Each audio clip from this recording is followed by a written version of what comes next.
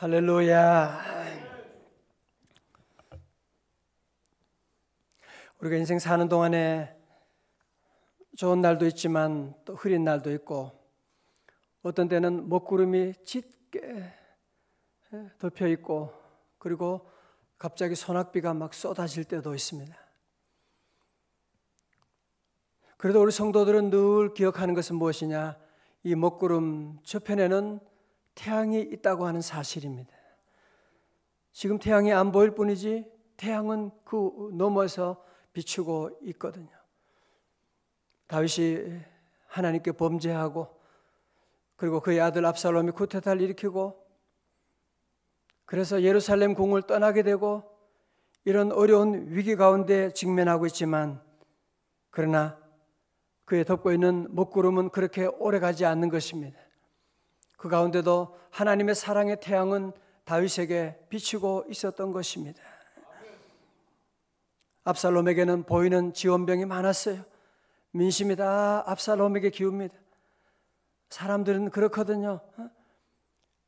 힘이 있는 사람, 자기에게 유익되겠다는 사람, 그런데 다 대중들은 다 기울어지게 마련입니다. 모든 사람들이 압살롬에게 다 기울어지고 있지만, 그러나 하나님의 도우심은 다윗에게 함께 하시는, 하나님의 은혜의 햇빛이 다윗에게 계속 비춰지고 있는, 하나님의 천군 천사가 그를 도와주고 결국은 압살롬과 전쟁에서 승리하는 그런 일이 일어나지 않습니까? 그래서 우리 성도들은 늘 어려움이 와도 낙심하면 안 돼. 하나님의 성령이 나를 도와주고 계신다. 물론 보이진 않아요. 보면 현상적으로는 압살롬을 지원하는 사람이 더 많이 있습니다. 여러분이 악한 일 하면 도와주는 사람이 더 많이 보일지도 몰라요. 그러나 최후의 승리는 그렇지 않습니다. 하나님의 자녀, 우리 하나님이 도와주시게 되고, 우리 성도들은 늘 믿음의 고백을 하고, 이는 힘으로도 되지 아니하고 능으로도 되지 아니하지만 오직 나의 영으로 되느니라. 주여 성령 충만하게 하여 주옵소서. 늘 성령 충만하면 우리 앞에 어떤 산도 어떤 시험도 늘 넉넉히 이겨나갈 수가 있습니다. 우리는 두려워하지 말아야 돼. 결국은 다 하나님의 손에 있고 하나님께서 우리를 승리의 길로 늘 인도해 주시거든요. 오늘 본문의 말씀 우리 바이블 타임에서 함께 보면, 이제 다윗이 압살롬과 전쟁에서 참 아들과 싸워 승리해도 그게 참 얼마나 가슴 아픈 일입니까? 그죠? 압살롬이 죽게 됩니다. 그리고 다윗이 다시 예루살렘 궁으로 이제 돌아오게 됩니다. 요단강 이르렀을 때, 전에 예루살렘을 떠나게 될 때 와서 저주를 퍼부었던 그 시므이라고 여러분 기억하세요? 바이블 타임 하신 분은 여러분 다 아시죠? 사무엘하 16장에서 다윗이 왕좌에서 쫓겨가지고 도망가는 그때 시므이가 와가지고 다윗을 얼마나 욕을 합니까? 사람은 항상 현재의 권력을 따라가게 되어 있거든. 이제 실각했으니까 너는 아무것도 아니다, 너는 피 흘린 자다, 그러면서 별의별 소리를 다 하고 저주하는 것만이 아니라 나중에는 막 돌까지 집어던지는 거예요. 왕에, 아무리 왕을 쫓겨나긴 하지만 그래도 다윗 왕인데 어떻게 돌을 던질 수가 있습니까? 그런 못된 놈이었습니다. 그래도 아비스 장군이 이거 죽여버릴까요? 아니야, 그러지 마. 아들도 나를 배반하는데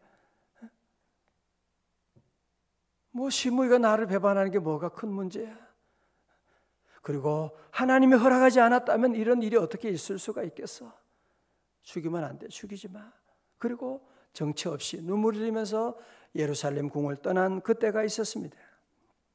자, 다윗이 이제 다시 예루살렘 궁으로 황궁을 하게 됩니다.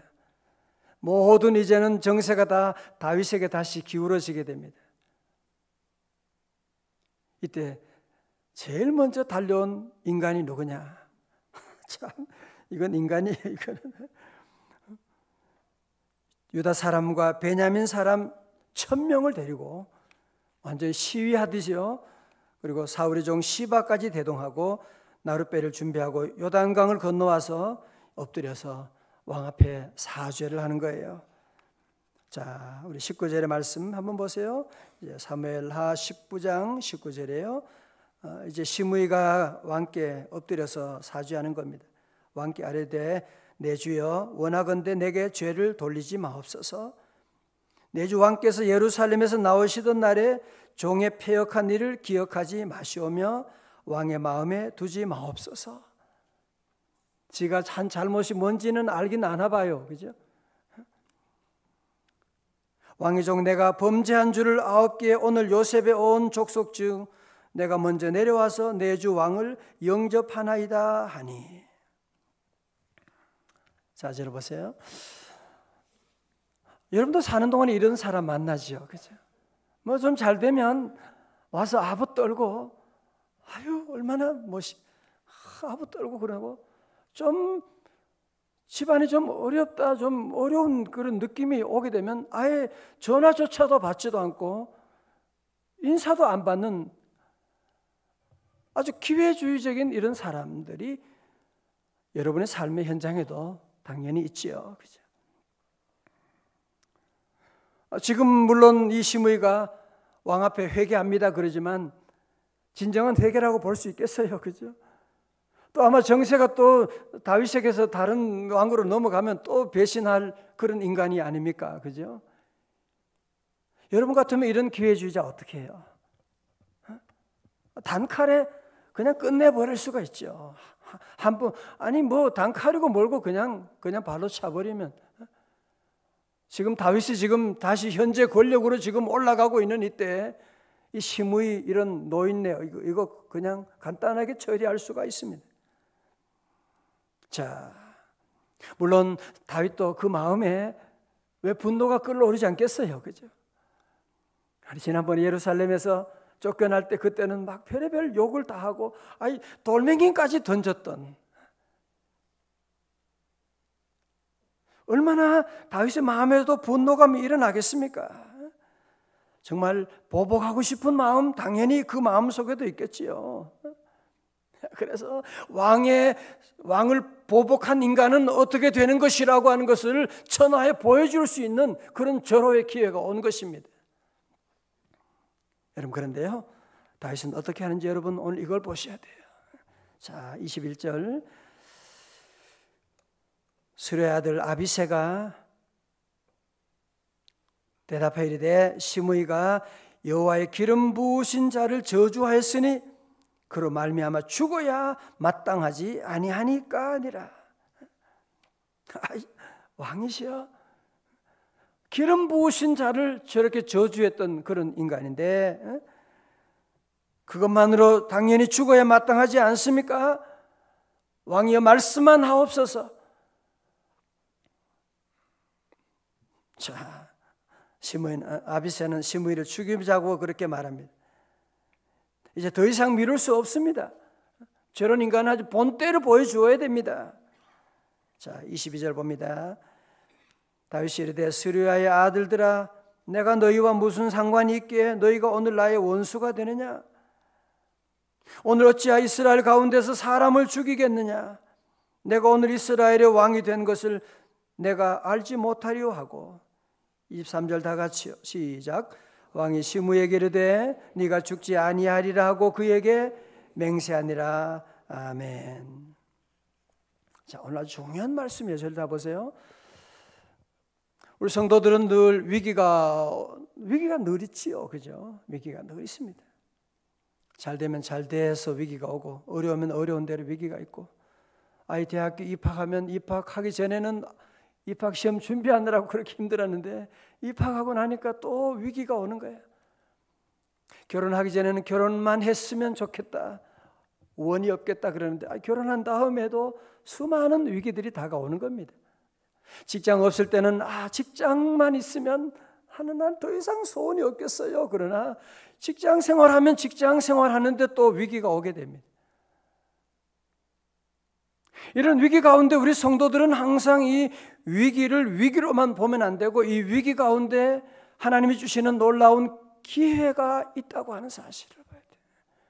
그리고 이 위기 가운데 우리 성도들은 항상 보이지 않지만 여호와 하나님이 계신 줄 믿으시기를 축원합니다. 늘 하나님이 계시다. 범사의 여호와를 늘 인정해야 돼요. 여호와 하나님이 계시다. 비록 내 눈에는 지금 보이지 않지만 invisible hand, 늘 주님은 보이지 않는 손이 늘 나와 함께 하시고 나를 도와주시고 나의 모든 길을 인도하시기 때문에 이런 내게 위기가 왔다고 하지만 나는 이 위기 때문에 도리어 잘 될 줄로 믿습니다. 여러분 보세요. 왜 그러냐 하면 지금 다윗을 후원하는 다윗과 함께하는 지파는 12지파 가운데 한 개 지파 유다 지파. 그것도 이 압살롬이 쿠데타 일으켜 왕이 되니까요, 유다 사람들 가운데도 많은 사람들이 압살롬에게 가는 거예요. 그러면 다윗에 반대되는 지파가 11지파예요.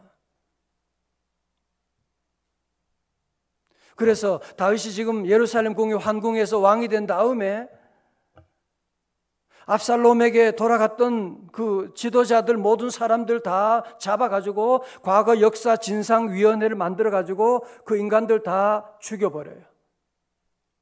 죽여도 당연히 할 말 없죠. 그죠? 거기에 아부 떨고 거기에 나갔던 그런 사람들 다 정리하고, 그럼 어떻게 되겠어요? 그러면 그 나라가 내전이 계속, 혼란이 계속 싸우겠죠. 그죠? 보복하고 나는 그런 일이 없었다 그러고 죽이고 죽이는 이 싸움의 피비리 내가 이 다윗의 왕국에 계속되지 않겠습니까? 그죠? 여러분, 다윗은 자기의 마음의 분노를 가라앉히면서 비록 반역한 사람이라고 할지라도 보복하지 아니하고 그는 도리어 자기 가슴에 품어주는, 용서해주는, 여러분, 그러므로 말미암아 시므이의 그 반역을 모두가 다 알고 있는데 그를 품어줌으로 말미암아 다른 지파들이 보고 있는 것이요. 다윗 왕의 마음은 저렇게 넓고 그는 보복의 정치를 하지 아니하고 화합의 정치, 사랑의 정치를 하고 있는 것을 보면서 민심들이 다시 누구에게로? 다윗에게로 다 몰려드는 거예요.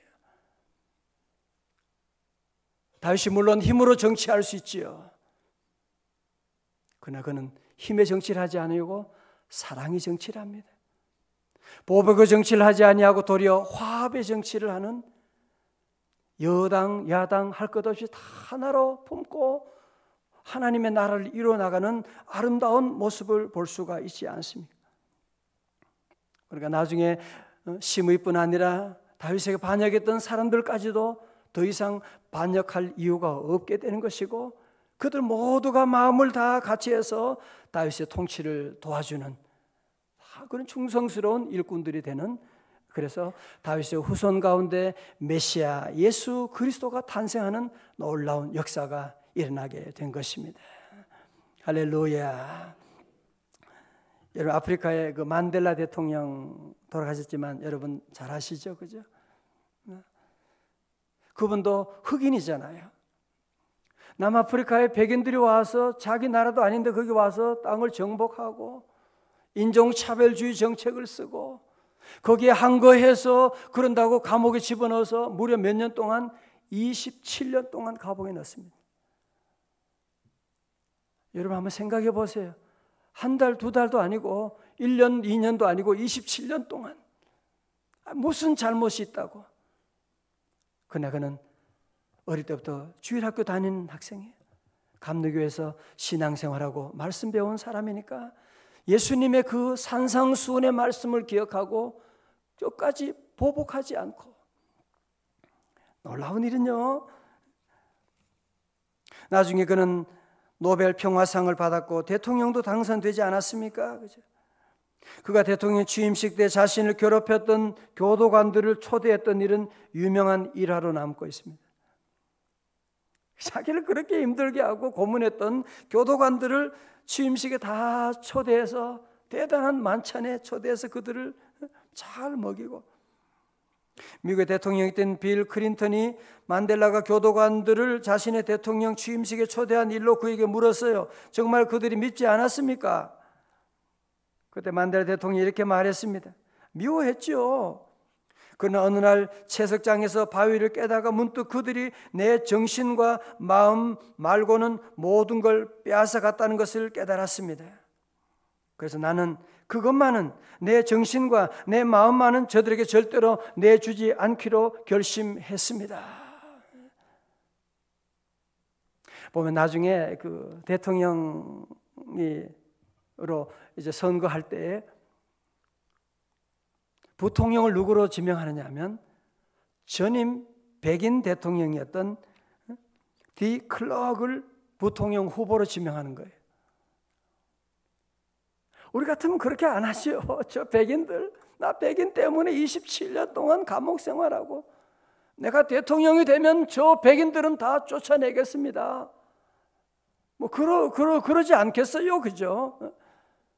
그건 도리어 백인 대통령을 자기 후보로 삼고 나를 도와주십시오. 함께해서 이 평화로운 그런 나라를 만들어가는 참 놀라운 그런 아름다운 모습을 볼 수가 있지 않습니까? 사랑하는 성도 여러분, 우리 주변에도 이런 기회주의적인 정말 용서할 수 없는 아주 본때를 보여주고 싶은, 그래도 우리 성도들은 늘 참고 다시 기도해요. 하나님께 기도하고, 하나님 어찌하오리까? 하나님께 기도하고 하나님 은혜를 구하고, 또 특별히 성도들은 항상 기회주의자, 나쁜 놈이지요. 그렇죠? 누가 기회주의자예요? 나 자신이 얼마나 기회주의자입니까? 세상에 나가면 하나님 없는 사람처럼 살아가고, 교회 나오면 또 주여 주여 그러고, 여기 왔다가 저기 왔다가 기회주의적인 우리의 모습이 많지만 주님은 우리를 버리지 아니하시고 보복하지 아니하시고, 주님 앞에 나오기만 하면 주님은 다시 우리를 품어주시고 용서해 주시는 주님 앞에 우리 성도들은 어떤 우리의 모습이 있을지라도 주님 앞에 나가서 주의 은혜를 힘입고, 성도 여러분, 우리 주변에 이런 모습 많지만 우리 사회가, 특별히 정치하는 사람들은 사무엘 상하를 좀 읽어봐야 돼. 여당 야당 너무 싸워요. 이렇게 싸우는 나라가 세상에 없습니다. 우리나라. 정말 그런 가운데도 하나님의 은혜니까 이 정도로 여러분 왔죠. 여당도 보세요. 선거 끝난 다음에 죽기 살기로 계속 싸우는 거 보세요. 계속 싸우고, 야당도 싸우고, 노조와 싸우고, 이러면 안 되는 것이거든. 우리 성도들은 늘 이 보복하고 싸우고 이런 자리로 가면 안 돼. 성령님은 늘 우리를 하나 되게 하시고, 성령의 하나 되게 하심을 힘써 지키라. 마귀가 임하는 곳에는 항상 싸워요. 늘 분열하게 하는, 마귀가 하는 일은요, 창세기 3장부터 늘 분열시키는 게 마귀 작전이에요. 하나님도 싫어하게 되고, 부부 사이도 대판 싸움이 나게 하고, 하여튼 마귀가 하는 작전은 뭐냐면은 분열시키는, 마귀에 조종받는 사람은 늘 가는 곳마다 늘 분열을 시켜요. 보면 어느 모임에 가면 분열시켜가지고 그 마귀가 역사하는 거예요. 성령의 사람은 늘 하나 되게 하는, 우리 집안이 모여도 성령의 사람은 하나 되게 만들어주고, 여러분이 있는 그 조직에 가서도, 회사에 가서도 늘 서로 욕하고 그러면 우리 성도들은 늘 하나로 만들어요. 회사가 이 어려운 시대에 하나가 돼야 되지. 이런 위기 시대 가운데 우리가 하나 되면 어떤 위험도 이겨나갈 수가 있는, 시너지 효과를 만들어야 되는데 자꾸 이렇게 분열되어서 어떻게 할까 큰 걱정이에요. 이제 오늘 우리 모두가 다윗의 이런 참 위대한 사랑의 실천을 여러분 본받고, 저는 늘 성경 말씀 가운데 갈라디아 6장 말씀, 6장 9절의 말씀을 기억합니다. 선을 행하되 낙심하지 말지니 때가 이르면 거두리라. 내가 내 혼자 뭐 이렇게 사랑한다고 뭐 되겠어요, 목사님? 다들 미워하고 다들 보복하고 이러는 시대 가운데 그렇지 않습니다. 우리 한 사람이 사랑을 실천하고 선의 씨앗을 뿌리고 나가면 때가 되면 하나님께서 다 거두게 하시는, 기쁨으로 단을 거두는 그날이 올 줄로 믿습니다. 기도하시겠습니다.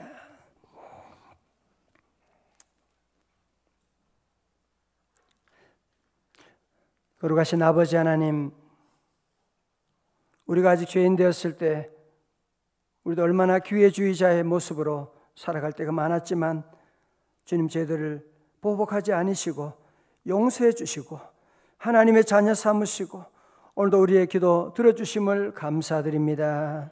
하나님, 우리 대한민국 불쌍히 여겨 주시옵시고 서로 죽이고 보복하고 미워하고 싸우는 모든 아버지 하나님 기관들, 모든 모습들 다 이제 주의 말씀으로 돌아오게 하여 주시고, 하나님 우리 모든 지도자들에게 다윗의 이 넓은 사랑의 마음을 허락하여 주셔서 어떤 사람도 다 품고 서로 사랑하며 통합의 정치를 구현해 나갈 수 있도록 은혜 내려 주시옵시고, 우리 대통령도 여야 아버지 할 것 없이 모든 사람을 사랑으로 포용하며 믿음으로 잘 정치할 수 있도록 은혜 내려 주옵시고, 하나님 오늘도 우리의 가정의 모든 일들을 다 주님께 맡깁니다.